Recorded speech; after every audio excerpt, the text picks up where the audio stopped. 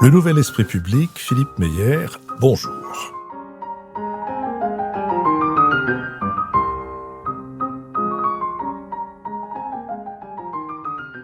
Bonjour, merci de nous avoir rejoints pour une nouvelle partie de notre entretien avec Dominique Vermorel. Dominique Vermorel, bonjour. Bonjour. Vous êtes compagnon tailleur de pierre. Nous avons, dans une première rencontre, parlé de la formation des compagnons et de toutes les années autour desquelles elle est organisée. Dans un deuxième entretien, nous avons parlé de votre travail à Rodez et plus particulièrement à la cathédrale de Rodez. Et dans cet entretien, je vous propose maintenant que nous parlions de la restauration d'un château Renaissance, qui est d'ailleurs pas très loin de Rodez, à peu près à 25 km, qui est le château de Bournazel, dont nous avions il y a quelques semaines reçu les propriétaires.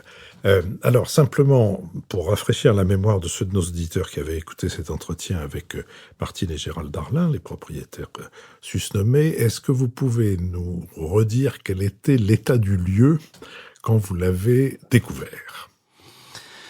Ce lieu qui était une maison de retraite, c'était très anachronique. C'était très curieux de voir ces pierres qui mouraient, qui étaient en désuétude un petit peu partout. Je revois ces poubelles qui étaient devant l'aile Renaissance.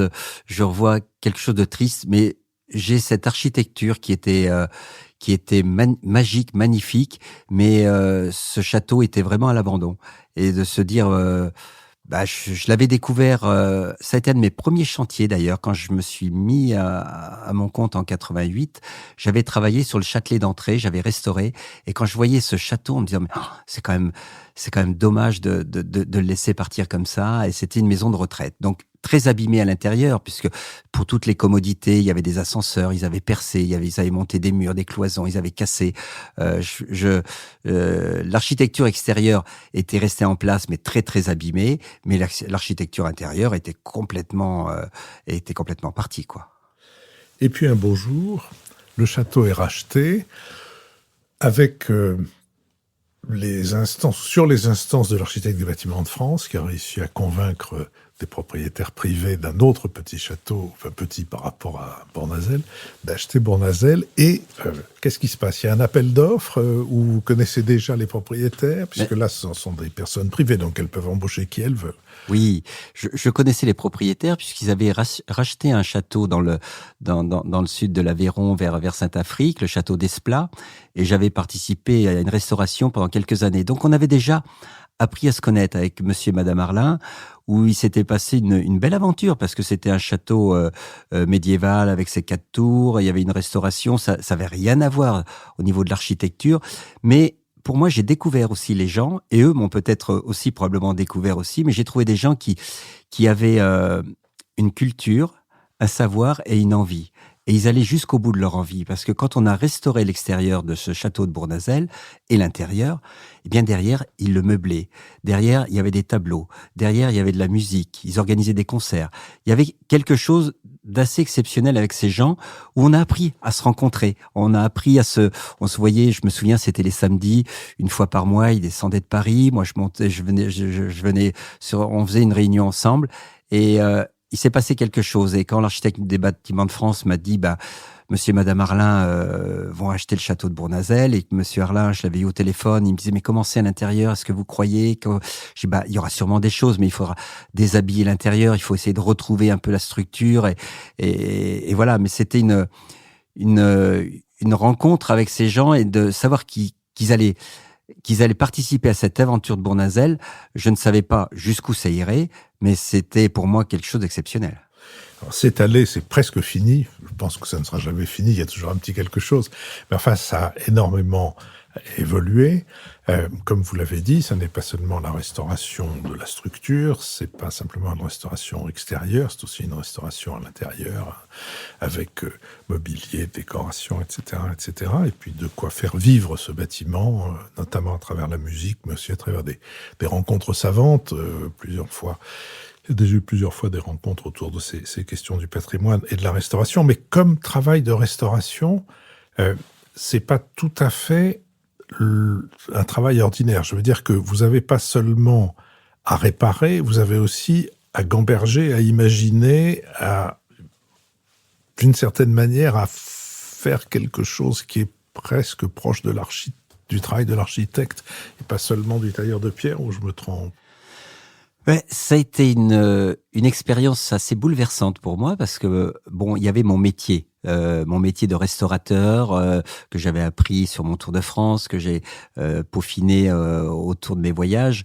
On a eu la façade ouest, on a commencé la façade de Serlio qui était sur la cour, qui était très abîmée pendant 2 ans. On a restauré comme on devait avec notre savoir, de changer une pierre, de consolider, de ces travaux de recherche.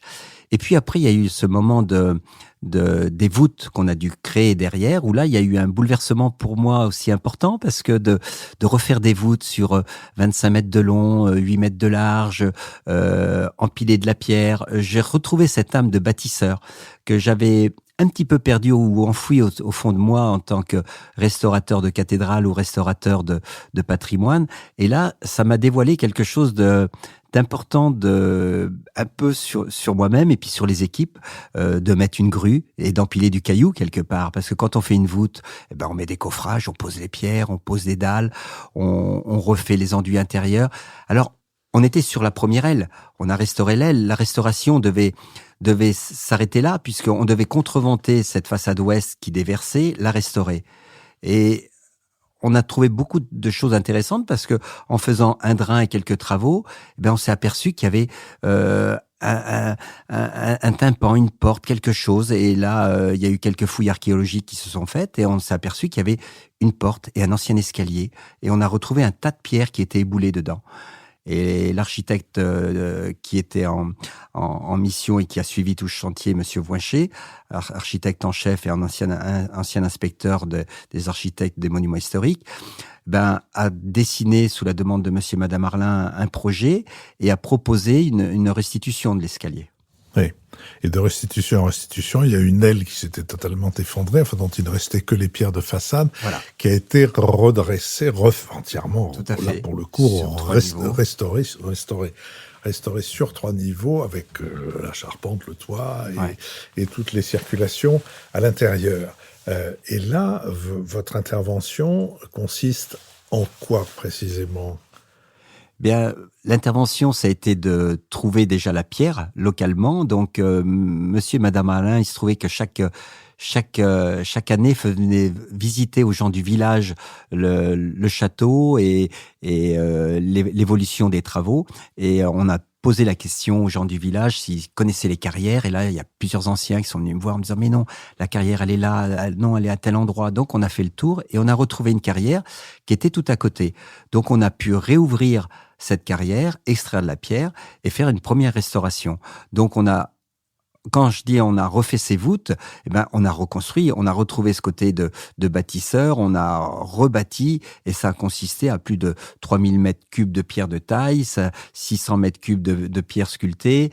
On est venu dans un chantier où j'avais une moyenne entre 20 et 25 personnes à temps plein sur ce chantier-là. Et pendant plus de 10 ans, puisque ça fait 14 ans qu'on travaille, 15 ans maintenant qu'on est sur ce château-là. Donc, ça a été un côté de recherche, de travail, de dessin.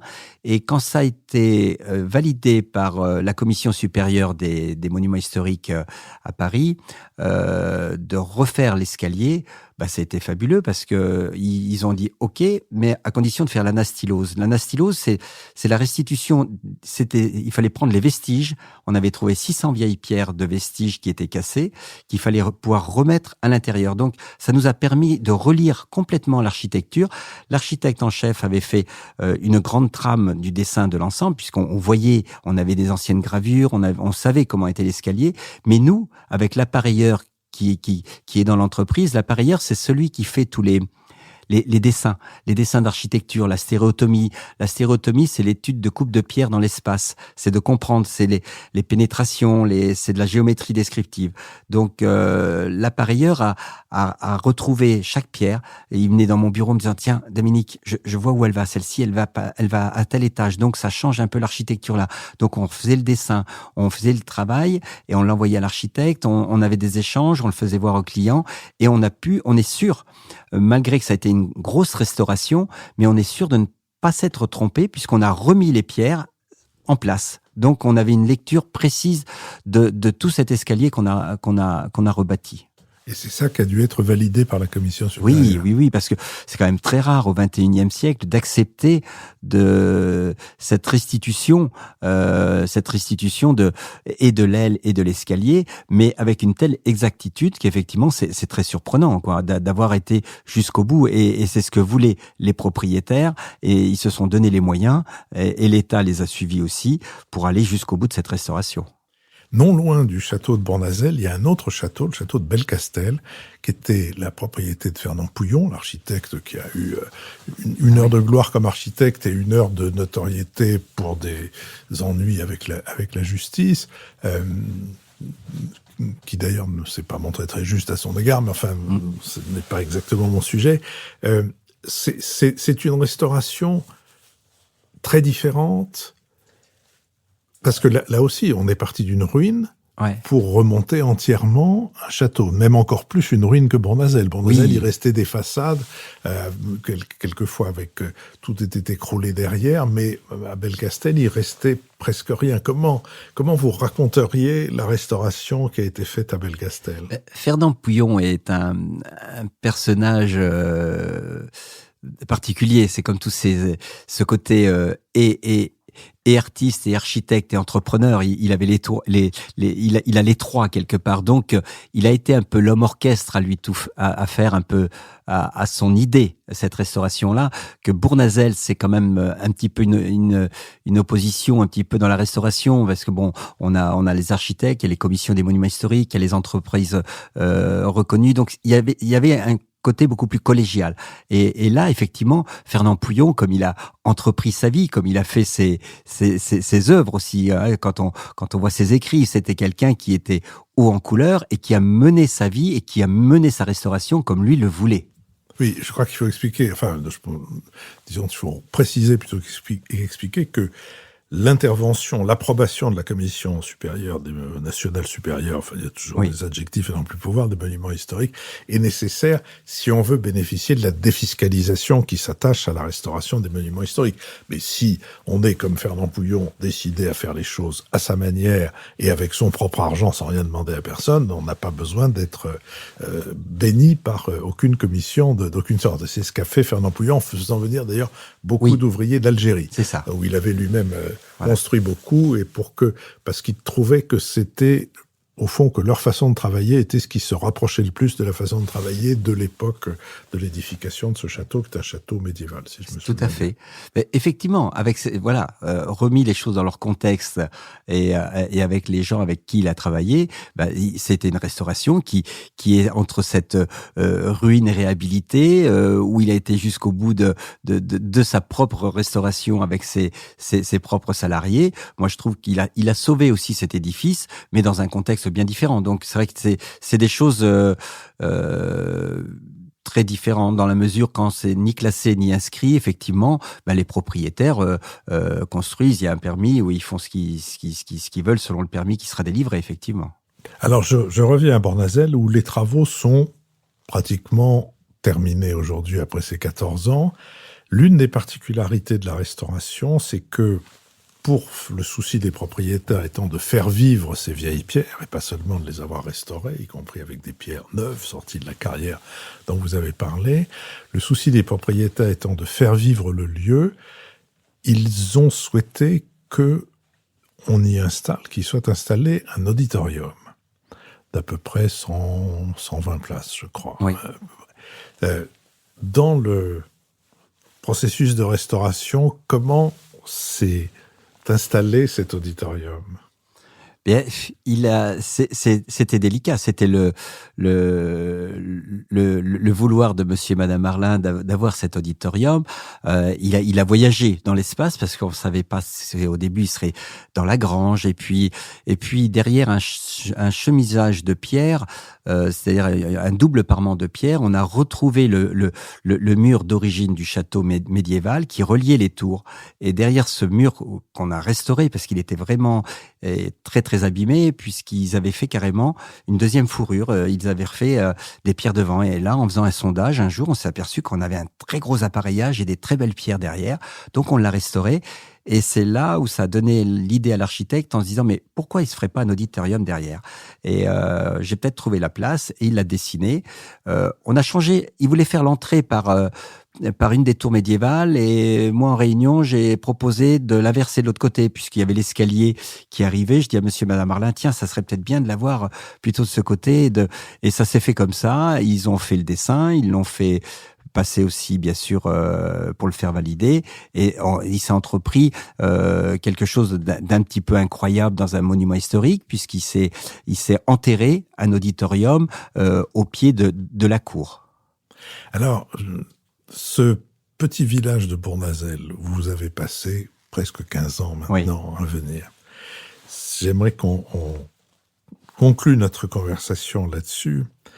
Comment l'avez-vous vu évoluer en même temps que le château lui-même évoluait, attirer des visiteurs et donner à ce village une notoriété, certes relative, mais totalement neuve?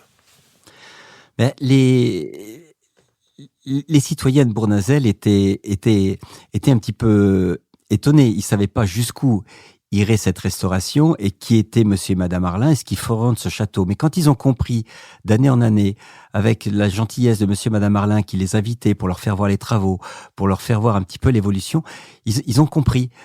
Pour certains, ils se sont dit, mais il se passe quelque chose. Ils avaient un joyau dans leur cour, pour ainsi dire, dans leur cœur de village, sans le voir tous les jours. Ils l'avaient un petit peu oublié, de le voir se restaurer, de voir même au niveau des maires qui se sont succédés, ils ont vu une évolution, ils se sont dit, mais c'est vraiment important. Et quand on voit maintenant l'évolution des villageois en faisant des chambres d'hôtes, des gîtes, ils se sont dit, il faut qu'on se mette aussi dans ce côté d'accueil, puisque maintenant, Bournazel, d'année en année, devient de plus en plus visité. Il est visité pour son côté architectural, mais ses jardins, c'est des jardins qui sont fabuleux. On a une adéquation entre le côté architectural et végétal, où on a une harmonie, on a une douceur, on a une poésie sur la structure, sur la sculpture des façades et dans les jardins, qui fait un ensemble. Plus au milieu de tout ça, cet auditorium avec des concerts, avec des choses qui se passent là, on a un univers culturel dans Bournazel que les villageois se sont appropriés en se disant, maintenant, on a la chance. Alors, certains, il y aura toujours des opposants, comme tout projet, mais la plupart des gens ont vu ce qu'est devenu Bournazel et le château de Bournazel. Il y a une chose qui est frappante, c'est que même l'organisation du village a changé. La manière dont la place qui est en pied du château est maintenant aménagée. Oui. Quand on a connu le château avant la restauration, je dirais même avant, ce qui est mon cas, avant le rachat par Monsieur et Madame Marlin, le château et le village étaient complètement séparés. On avait l'impression que le château avait été posé là, puis le village vivait sa vie à côté. Et de restauration en restauration, finalement, le village et le château se sont reliés l'un à l'autre, ce qui est aussi, je trouve, un élément intéressant de ce qu'est une restauration. C'est pas seulement le bâtiment qui est restauré, c'est beaucoup d'autres choses autour. Si vous êtes d'accord avec avec ce point de vue. Tout à fait, parce que c'est vrai que l'entrée a été à un moment donné sur un ancien tour de ville, était presque à l'extérieur. Et là, par des réflexions avec toute la population qui avait été conviée, de se dire, mais comment pour associer le village au château, eh bien, il s'est fait l'accueil dans la cour du village qui fait partie du château. Et maintenant, les gens viennent au centre-ville et ça a changé ou ça a repris cette disposition initiale. On ramène les gens au centre-ville de Bournazel, effectivement.